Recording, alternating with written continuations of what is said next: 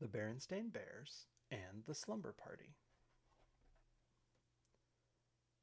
Sometimes little bears' good behavior ends when they pack their pajamas and stay over with friends.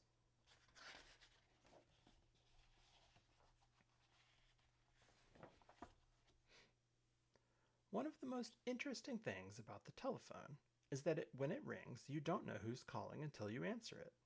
Sometimes when the phone rang in the bear's treehouse, it was for Papa. Papa Bear is a furniture maker, and customers often call about buying a table or chair. Yes, I think I can handle that. How soon will you need it? Sometimes it was Grizzly Gran calling Mama about getting together for a visit. This weekend? That'll be fine, Gran. When the call was for Brother Bear, it was usually Cousin Freddie with a question about homework. The fifth problem? I got 6.5. What did you get? When it was for Sister Bear, it was almost always her best friend, Lizzie Bruin. For you, sister, it's Lizzie. And Lizzie almost always had some big idea. A tea party for all their stuffed animals, going to the attic and dressing up in grown-ups' clothes, or organizing a sorority and using Farmer Ben's old chicken coop as a clubhouse. With permission, of course. It's okay with me, but I think I should warn you. P.U.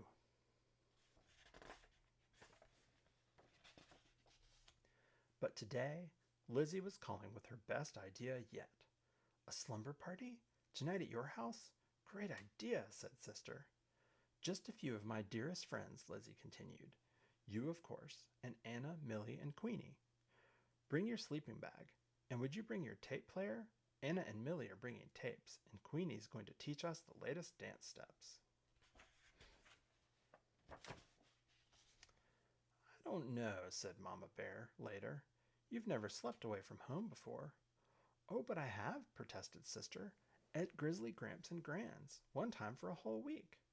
That's different, said Mama. Gramps and Gran are family. Close family. The Bruins are neighbors, argued Sister. Close neighbors. Oh, please, Mama, it'll be such fun. I'm taking my tape player. Anna and Millie have great tapes, and Queenie is going to teach us the latest dance steps. Please, Mama. Oh, I suppose it's all right, sighed Mama. Come on, let's start getting you organized for this slumber party. You know, she said, as she checked out Sister's sleeping bag. It still had some leaves stuck to it from a family sleepout. Sleeping over at a friend's house is a kind of special privilege, and something that goes with privilege is responsibility. Do you know what those words mean? Sure, said Sister. Privilege means being allowed to do stuff, and responsibility means not messing up. Now you remember what your mama told you about privilege and responsibility, said Papa Bear, as Sister started off for Lizzie Bruin's. Oh, I will, Papa, I will, she said.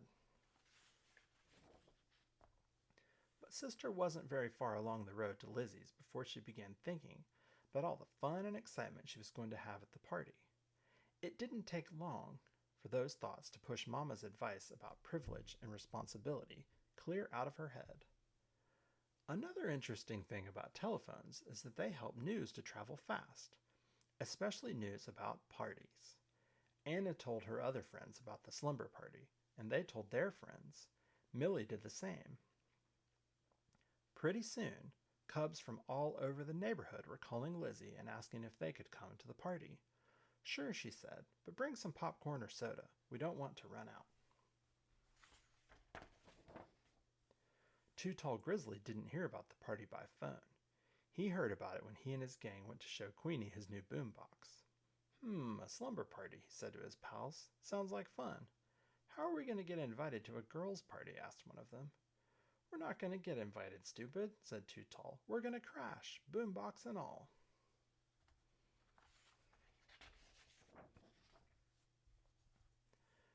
Later, when the rest of the bear family had settled down for a quiet evening at home, Mama Bear sighed and said, I'm sure she'll be all right. Of course she will, said Papa Bear, looking up from a magazine. After all, Mama said, Sister is a well-behaved little cub, and Mr. and Mrs. Bruin have a lovely, well-run home and are responsible, careful parents. No doubt about it, said Papa, going back to his reading. There was only one problem. Mr. and Mrs. Bruin weren't home. They had gone out for the evening and left Lizzie in the care of a teenage sitter who wasn't much older than some of Lizzie's guests.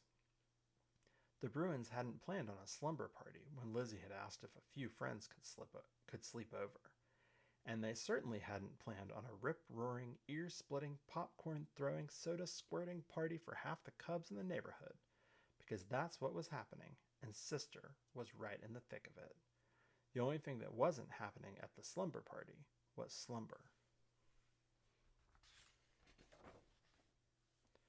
Lizzie's sitter tried to keep things under control, but she couldn't even make herself heard over the noise. You never heard such a commotion. Some neighbors up the road had never heard such a commotion either. They called the police.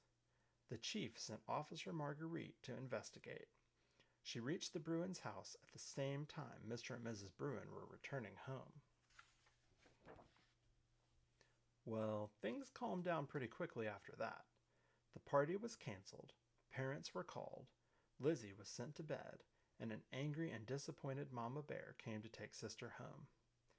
"I'm angry and disappointed," said Mama Bear as they walked home through the night, "after all the things I said about privilege and responsibility."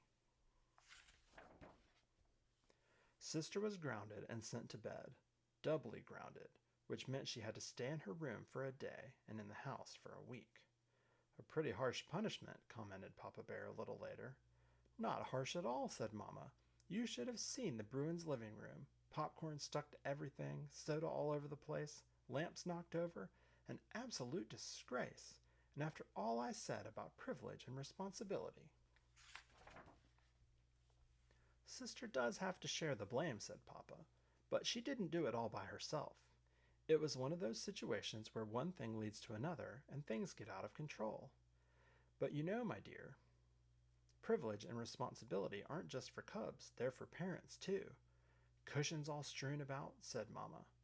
"It's a privilege to have cubs, and with privilege goes responsibility," continued Papa. "So we're partly to blame too. When Lizzie invited Sister to the slumber party, it was our responsibility to call the Bruins. If we had, we'd have found out that they were going to be out for the evening, and the whole thing would have been nipped in the bud." Said Mama thoughtfully. The next morning she canceled the grounding and took Sister over to the Bruins to help clean up. Anna, Millie, and Queenie had come to help too. "I know what," said Lizzie, as full of ideas as ever. "Let's make this a clean-up party." "Let's not," said Sister. "And if you don't mind, Liz, I don't want to hear the word party again for a long time."